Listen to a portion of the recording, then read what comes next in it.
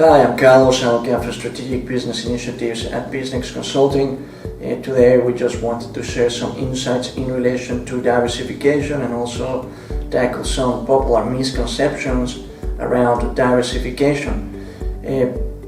For those, within the financial services industry, you would have probably heard the analogy of don't put all your eggs in one basket, which obviously implies putting eggs in different baskets to spread out the risk. Nonetheless, this analogy actually doesn't tell you the full story. It's not just a matter of putting eggs in different baskets, it's also a matter of finding baskets which are negatively correlated to each other. The foundation of diversification is actually based on correlations. Basically, the strategy, there's different schools of thought when it comes to whether it is appropriate or not, nonetheless looks to find assets which are negatively correlated, which means that they would potentially move in opposite directions.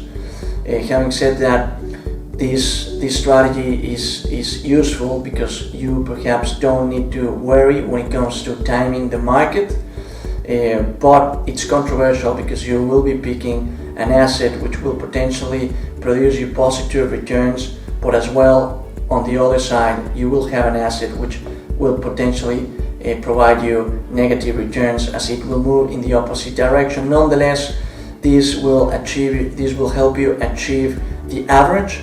So yes, that's why it's controversial. You do jeopardize some return potential, but at the same time it can help you mitigate risks. I've actually come across investors who tend to believe that the portfolio is actually diversified on the grounds that they're actually holding a great number of stocks or assets within the portfolio.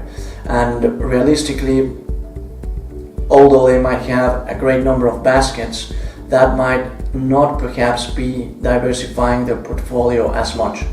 And to give you an example, you could get investors who are actually replicating an index, who might be under the impression that they're diversified, have a diversified portfolio given that they have a great deal of stocks, yet nonetheless indexes were not actually created to produce diversification, and in reality they're created to track markets, so it wouldn't necessarily mean that you have a diversified portfolio.